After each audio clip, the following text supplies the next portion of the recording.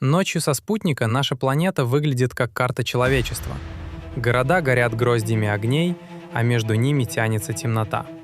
Но в некоторых местах свет вспыхивает там, где по всем законам должна быть пустота.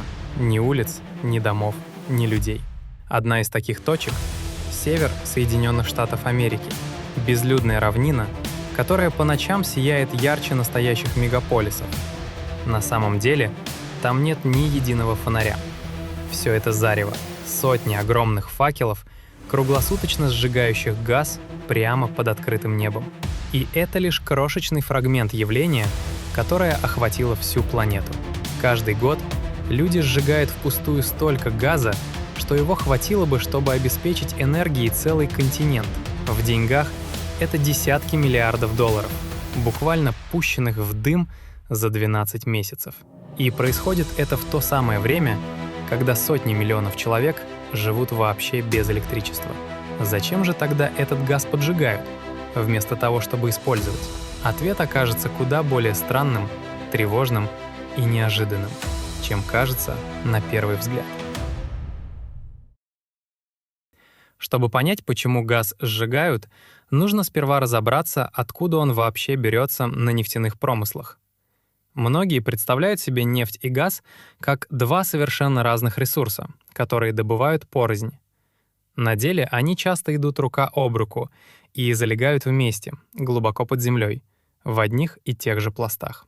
Там, на огромной глубине, под колоссальным давлением, газ буквально растворен внутри самой нефти. Проще всего представить это на примере обычной бутылки газированной воды, плотно закрытой крышкой. Пока крышка закручена, а давление высокое, углекислый газ незаметно растворен в жидкости, и мы его не видим. Но стоит открыть бутылку, как давление резко падает, и газ мгновенно вырывается наружу шипящими пузырьками. С нефтью происходит ровно то же самое, только в масштабах целого месторождения и совсем других объемах. Когда скважину пробуривают и нефть поднимают к поверхности, давление на нее стремительно снижается. Растворенный газ тут же начинает выделяться из жидкости и выходит вместе с ней на самый верх. Этот спутник нефти инженеры так и называют — попутный нефтяной газ. Ведь он появляется попутно, сам собой. Отказаться от него невозможно. Качаешь нефть — получаешь газ. Хочешь ты того или нет. При этом количество газа сильно различается на разных месторождениях. Где-то на тонну нефти приходится считанные кубометры, а где-то сотни. Еще 100 с лишним лет назад, на заре нефтяной эпохи, добытчиков интересовала исключительно сама нефть. Именно она была настоящим золотом, ради которого бурили землю и строили города посреди пустошей. А выходящий вместе с ней газ воспринимался как чистая помеха, мешающая спокойно качать драгоценную жидкость. Его было некуда девать, он мешал работе и вдобавок был опасен, поэтому от него избавлялись самым простым способом. И эта привычка, зародившаяся больше века назад, во многом дожила до наших дней почти в неизменном виде. Чтобы понять, почему так вышло, дальше нам предстоит заглянуть внутрь этого газа и увидеть, из чего он на самом деле состоит. Когда мы слышим слово «газ», мы чаще всего представляем то чистое голубое пламя, что горит на кухонной плите. Тот газ, что приходит к нам по трубам, — это почти чистый метан, тщательно очищенный и подготовленный на заводах. С попутным нефтяным газом все обстоит совершенно иначе, ведь он выходит из-под земли в сыром, необработанном виде. По своей сути это не одно вещество, а пестрая смесь самых разных газов, перемешанных в непредсказуемых пропорциях. Помимо метана, в нем в изобилии присутствуют более тяжелые собратья — этан, пропан и бутан. Инженеры называют такой насыщенный тяжелыми компонентами газ жирным, в отличие от сухого магистрального газа. Но настоящая проблема прячется в примесях, которые часто идут вместе с этими углеводородами. Одна из самых неприятных среди них — сероводород, ядовитый газ с характерным запахом тухлых яиц. Даже в небольших количествах он крайне токсичен, а еще он безжалостно разъедает металл, вызывая коррозию труб и оборудования. Газ с высоким содержанием сероводорода на профессиональном языке так и называют — кислым, и работать с ним особенно тяжело. Вдобавок ко всему, состав этого коктейля постоянно меняется от одной скважины к другой и даже от месяца к месяцу. Именно поэтому попутный газ нельзя просто взять и закачать напрямую в бытовую газовую сеть, как многие могли бы подумать. Прежде чем он станет пригоден для использования, его нужно основательно подготовить и привести в порядок. Сначала из него удаляют воду и механические примеси. Затем очищают от ядовитой серы, а после разделяют на отдельные фракции. Все это требует специального завода, сложного оборудования и, разумеется, немалых денег. И вот здесь важно уловить ключевую мысль, к которой мы будем возвращаться снова и снова. Работать с этим грязным и капризным газом действительно трудно и хлопотно. Но трудно вовсе не означает невозможно. Все технологии для его очистки давно существуют и успешно применяются по всему миру уже многие десятилетия. Так что сложный состав объясняет, почему газ проблемный, но пока еще не объясняет, почему его так часто просто сжигают. Итак, газ выходит из скважины, и с ним нужно что-то немедленно делать, прямо на месте. Самое простое, что приходит в голову, просто выпустить его в воздух и не тратить силы на возню. Ведь если газ такой проблемный, почему бы попросту не стравить его в атмосферу и забыть? Однако именно этот, казалось бы, очевидный путь на деле оказывается самым опасным и разрушительным из всех. И чтобы понять почему, нам придется разобраться с двумя разными угрозами, которые он в себе таит. Первая угроза предельно проста и понятна каждому. Это прямая опасность взрыва и пожара. Скопление горючего газа под давлением рядом с работающим оборудованием — это готовая бомба, ждущая одной лишь искры. Копить такой газ или бесконтрольно выпускать его облаками над промыслом попросту нельзя по соображениям безопасности. Но есть и вторая угроза, гораздо более коварная, ведь она незаметна и растянута во времени. Главный компонент этого газа — метан, и в атмосфере он ведет себя как чрезвычайно мощный парниковый газ. Дело в том, что по способности удерживать тепло метан в десятки раз превосходит привычный нам углекислый газ. Выпущенный напрямую в небо, он наносит климату колоссальный вред, многократно больше, чем при обычном сгорании. И вот здесь кроется вся логика горящих факелов, которые мы видим на нефтяных промыслах. Когда метан сжигают, он превращается в куда менее вредный углекислый газ и водяной пар. Получается своеобразный парадокс. Поджечь газ для климата оказывается заметно безопаснее, чем просто отпустить его в воздух. Именно поэтому факел долгое время считался не безответственностью, а наоборот, ответственным решением проблемы. Но у этой удобной логики есть одна серьезная трещина, о которой предпочитают лишний раз не вспоминать. Меньшее из двух зол — это все еще зло, а вовсе не повод для гордости. Ведь на самом деле выбор никогда не сводился только к тому, стравить газ или сжечь его. Всегда существовал и третий путь — не жечь его вовсе, а пустить в дело. И именно о нем чаще всего забывают. Мы подошли к самому сердцу всей этой истории, к вопросу, который расставляет все по своим местам. Если газ можно очистить и с пользой применить, то почему же его продолжают упрямо сжигать по всему миру? Ответ, каким бы неприятным он ни был, сводится в конечном счете к простой и холодной экономике. Дело в том, что многие крупные месторождения расположены в невероятно удаленных и труднодоступных уголках планеты. Это могут быть выжженные пустыни, непроходимые болота, ледяная тундра или буровые платформы посреди открытого океана. Чтобы собрать газ и доставить его потребителю, к каждой такой точке нужно протянуть трубопровод. А это сотни километров дорогих стальных труб, которые приходится прокладывать через крайне суровую местность. Вдобавок, рядом необходимо построить целый завод для очистки и переработки того самого грязного газа. Часто оказывается, что объемы газа на конкретной скважине слишком малы, чтобы окупить столь грандиозные вложения. К тому же его количество нестабильно и может заметно снижаться по мере истощения месторождения со временем. И вот компания оказывается перед сугубо финансовым выбором, лишенным всякой романтики. Построить дорогую инфраструктуру и получать с газа скромную прибыль или просто сжечь его и сразу качать выгодную нефть.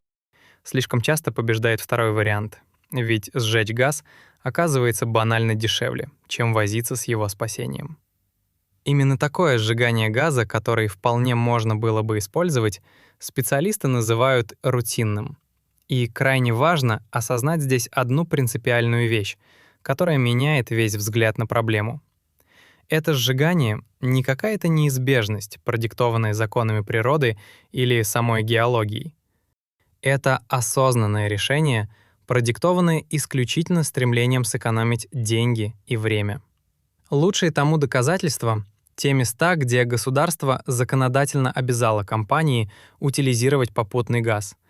Там, где за бессмысленное сжигание бьют штрафами, факелы удивительно быстро начинают гаснуть один за другим.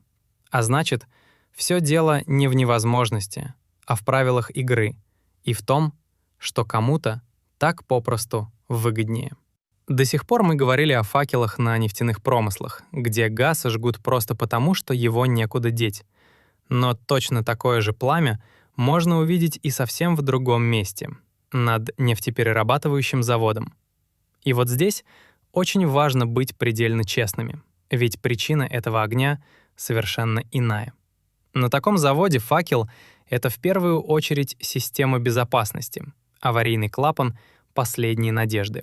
Представить его работу проще всего через аналогию с обычной скороваркой на кухне. Внутри сложных заводских установок вещества находятся под высоким давлением и при высоких температурах.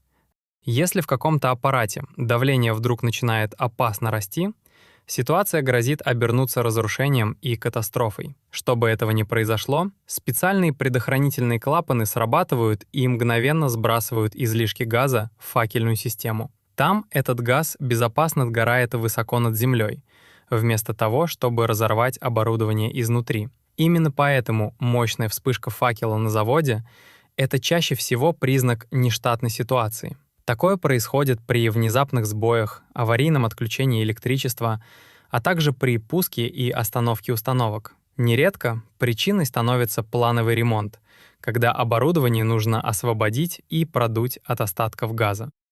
В обычном же спокойном режиме работы наверху горит лишь небольшой дежурный огонек. Он поддерживает систему в постоянной готовности, чтобы в нужный миг мгновенно поджечь аварийный сброс. И такое сжигание ради безопасности людей и предприятия действительно полностью оправдано. Тут не может быть споров. Но даже у этой честной медали есть своя обратная, куда менее приглядная сторона. Порой факел на заводе горит вовсе не из-за аварии, а месяцами и практически без перерыва.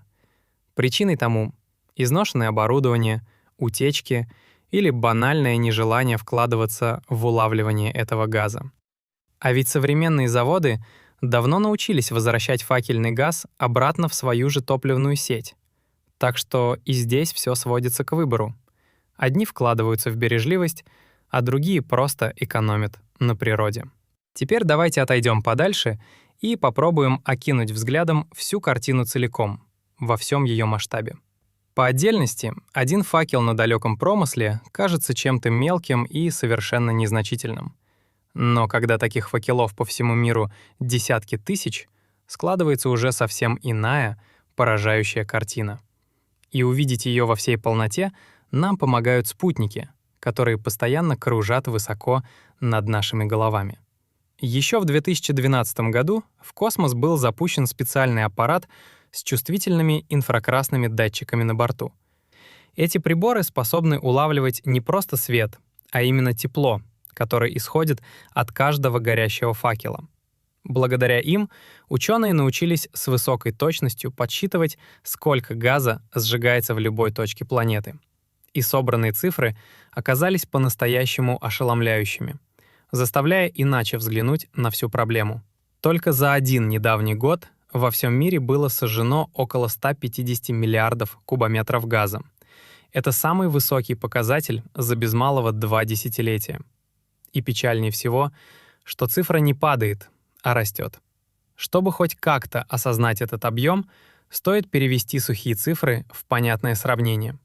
Сожженного впустую за год газа хватило бы, чтобы покрыть годовое потребление всего африканского континента. Но есть в этой статистике и еще одна деталь, которая проливает свет на самую суть проблемы. Основная масса всего этого сжигания приходится на очень узкий круг из 9 стран-лидеров. Именно на них суммарно выпадает около 3/4 всех факелов, пылающих на нашей планете. При этом добывают эти же страны заметно меньше половины всей мировой нефти. Вот в чем вся соль. Получается, что дело вовсе не в том, что сжигание газа — неизбежный спутник любой нефтедобычи. Ведь многие другие страны добывают нефть в огромных количествах, почти ничего при этом не сжигая впустую. А значит, перед нами не безликий технический фон отрасли, а вполне конкретная безответственность горстки крупных игроков. Мы разобрались с масштабами, но за этими сухими цифрами скрывается вполне реальная и осязаемая цена. И платит по этому счету в конечном итоге не только природа, но и все мы вместе с ней. Начнем с того удара по климату, который наносят все эти бесчисленные факелы вместе взятые. Только за один недавний год сжигание газа выбросило в атмосферу около 389 миллионов тонн углекислого газа. Но и это, как выясняется, еще далеко не вся печальная история про вред от факелов. Дело в том, что ни один факел не сгорает идеально и полностью, без единого остатка. Часть газа при горении не успевает окислиться и улетает в небо в виде того самого несгоревшего метана. А метан, как мы помним, это чрезвычайно мощный парниковый газ, куда опаснее углекислого. Так что факел, задуманный как способ обезвредить метан, сам же частично выпускает его в атмосферу. Однако вред от сжигания вовсе не ограничивается одним лишь далеким и абстрактным климатом. При неполном сгорании грязного газа образуется сажа, тот самый черный углерод, оседающий вокруг. Люди, живущие вблизи промыслов с постоянными факелами, вынуждены дышать этим загрязненным воздухом каждый день. А вместе с сажей в воздух попадают и другие вредные вещества, влияющие на здоровье целых поселков. И на фоне всего этого особенно горько звучит один простой и очевидный вывод из нашей истории. Ведь все это, и выбросы, и сажа, и упущенная выгода, происходит не ради какого-то великого блага. Речь идет о ценнейшем ресурсе, который можно было бы пустить в дело и обогреть им дома. Тот самый газ, которого хватило бы на энергию для сотен миллионов людей, лишенных сегодня электричества, просто пускают дымом в небо. И этот контраст между реальной нуждой одних и бездумным расточительством других, пожалуй, самое неприятное во всей проблеме. После всего сказанного возникает вполне закономерный и по-настоящему острый вопрос, требующий честного ответа. Если газ так ценен, а вред от его сжигания настолько очевиден, то почему это до сих пор не прекратили? Ведь дело вовсе не в том, что человечеству не хватает нужных технологий или знаний. На самом деле, все инструменты для решения этой проблемы давно придуманы и успешно работают по всему миру. Один из самых элегантных способов — просто закачать газ обратно в пласт под землю. Так его можно временно сохранить или с его помощью поднять давление и выкачать больше нефти. Другой очевидный путь — построить рядом газоперерабатывающий завод и превратить сырой газ в полезные продукты. Из него получают топливо, сырье для химической промышленности и тот самый чистый газ для наших плит. Газ можно сжижать и вывозить танкерами, можно превращать его в жидкое топливо по особой технологии, а можно и вовсе поставить прямо на промысле электростанцию, работающую на этом даровом топливе. Технологий, как видите, хватает с избытком, и ни одна из них не является фантастикой. Более того, у мирового сообщества есть и вполне конкретная общая цель на этот счет. Существует международная инициатива, призывающая полностью покончить с рутинным сжиганием газа к 2030 году. Крупные компании и целые государства официально ставили под ней свои подписи, обещая исправиться. Но какова же реальность спустя годы этих громких обещаний и торжественных деклараций? А реальность, к сожалению, довольно безрадостна и говорит сама за себя лучше любых слов. Объемы сжигания не только не сокращаются, а второй год подряд упрямо продолжают расти. И до заветного 2030 года, к которому обещали все исправить, остается уже совсем немного времени. Вывод из этого напрашивается один, и он не имеет никакого отношения к технике или инженерии. Проблема давно не в том, что мы не умеем. Проблема в том, что этим по-настоящему не хотят заниматься. За горящими факелами скрывается не отсутствие решений, а элементарная нехватка воли и правильных приоритетов. Так что же на самом деле стоит за этим огнем, который мы разглядели из космоса в самом начале? Теперь мы знаем, что это не символ прогресса и не техническая красота, а нечто гораздо более тревожное. Это наглядный знак того, что порой удобнее и дешевле спалить ценный ресурс, чем поступить по совести. При этом важно не путать разные вещи и быть справедливыми в своих выводах. Аварийный факел на заводе, спасающий людей от беды, это честная и оправданная мера безопасности. А вот рутинное сжигание газа, который можно было пустить в дело, это чистое, ничем не оправданное расточительство. И теперь, глядя ночью на карту нашей планеты, вы будете видеть эти огни совсем другими глазами. Если это видео заставило вас взглянуть на привычные вещи иначе, обязательно напишите об этом в комментариях. Поставьте лайк, поделитесь роликом с друзьями и близкими и подпишитесь на канал, чтобы не пропустить новые истории. Впереди нас ждет еще немало неизведанных координат. Оставайтесь с нами, и мы отыщем их вместе.